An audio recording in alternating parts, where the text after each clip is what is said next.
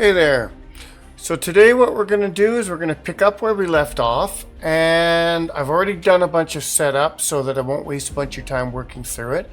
But I'm going to show you now how I set up the GUI and to talk to the variables on the global script, and then to update those when you collect a resource. So I went ahead and actually created a log. I dumped it in the scene. I'm going to give you a quick show of what happens here and then show you how we got to that.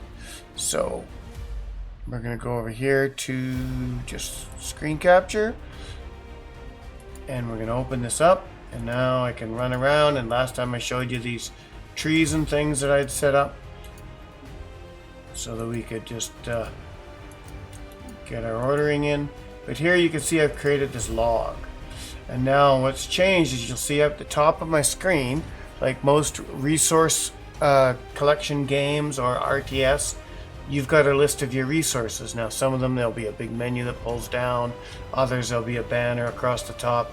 I've just set it up with a simple banner and these labels, but what's going to happen is when I hit this log, it disappears, and now my wood has gone to 2. So to show you how I've done that, I'll close out of there. And we're going to come over here, and on the player body, what I've done is I've gone ahead and I've added a GUI control, which is just a control node. So I've added that in order to house my GUI in. Then I've added a color rectangle, and on that I've simply set it to this color and drew it into the 2D space. That's this bar up here. Now these are all attached to the player body so that they follow the player around. Underneath that, I've added the label for life, wood, iron, and gold. In those, I've then added a sub-label, which if I click on this, is just a box. And then those don't have any text put in them, because that gets handled by the script that I've attached to them. So there's a box for each one of these, and what we've got is in scripts. Let's go to the life script. So what it does here is for that life, every function process delta. I did have it not as a function process delta, but I changed that because I just wanted those numbers to update every tick. It's not a whole lot of information with only 4 variables to pull from, so I didn't think it was going to overhead the system too much, and it simplified it so that I didn't have to set up a timer as a signal, and I didn't have to have that timer reset itself and update every half second or something. With just 4 numbers updating, I don't mind it updating every tick. It's not really a big deal. If you start to have a whole bunch of stuff update, then you're probably not going to want to set it to update on every process delta. But for these uses in a simple resource gathering game, not a whole bunch of multiplayer, not a whole bunch of network stuff, not a ton going on the screen, it's easy enough to get away with just doing a process delta. Then what I do on the process delta, access the variable script. So var global value. So we had to set a new variable to use in the script where we pull in the global variable life. So we've set that global value from the global life value.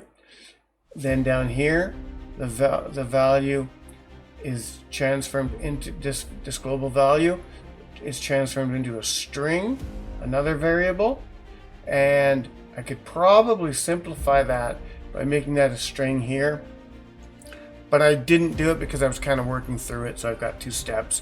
This works, and it's easy logic to follow. You're getting this global variable, setting this variable global value from the global life value. Then you're turning it into a string of that value, and then the text now equals that string because you're going into a text. So that's pretty simple. So that generates the life. We've done the same thing for wood. Added the var wood. We've done that for iron, var iron, but we haven't done that for gold yet. So we're going to just run through that again on the screen here. And you can see we have 10 life. We have set 1 iron. We don't have gold set up at all. There's nothing on the screen, and wood is set to 0. I'll show you that in the global variable here. So project settings. All we've done is we've browsed to my global.gd script, and then we've hit add, and that enables it for the global script. So just to show you where that's done, again, that's project settings, project settings, and then you browse to it and you attach it and make sure it's enabled. Then you've got everything you need. And in that global script, we have life set to 10, wood set to 0, iron set to 1, and gold is set to 5. Now you'll notice gold did not show up on screen, so we're going to fix that right now. So what we're going to do is we're going to come down here to gold, and we're going to go here, add a child node, and we're going to call it, sorry, back that out of there. We're going to add a label, create, and we're going to rename that var underscore gold. All right, then we're going to create a new script, var underscore gold, create. So now I'm just going to come into iron, and I'm going to copy my iron script,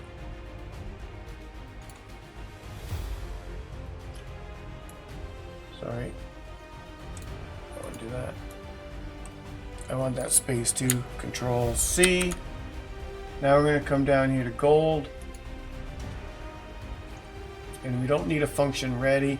Function ready runs once. We actually want process delta, and I'm going to back that out. I don't need so much in there. And then we're going to go here and just change iron to gold.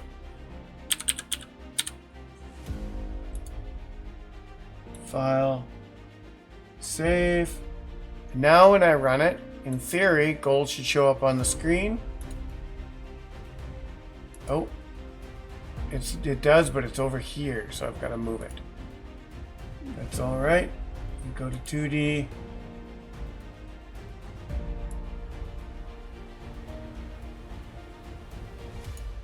And we'll just stretch it a little longer in case we get a bunch of gold.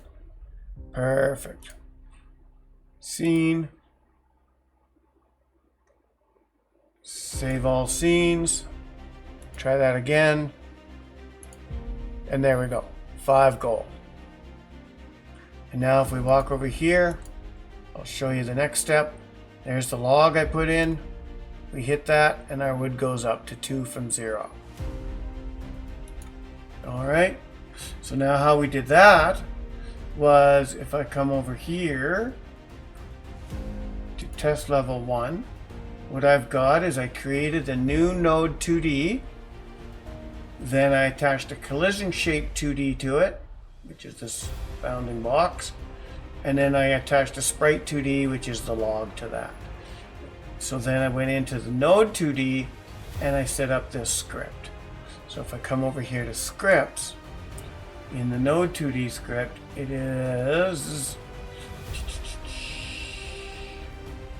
wait, what was it again? Sorry. Node 2D, collision shape 2D script. Okay, so that'll be at the bottom probably. There it is. Collision shape 2D script. No, where is it? Oh, sorry, it's up there. Collision shape 2D. So what we have here is simply extends area 2D because it's attached to this area 2D over here. Then I've got a signal on here, which if I come over here to my nodes, signal, so get rid of that. I was going to do it with timers, so that's why you've seen timers in here and I've had to back them out. But what I've done is I've done on body entered, right down here, body entered, and then I got this signal here that exists, on body entered. And so what I've done is I've simply said when this body gets entered, itself, Then global wood is plus equal to 2. Then I'm for troubleshooting, I've got this print global got wood down here, and you can see it down here. It was for troubleshooting. So I can actually take that out of there now.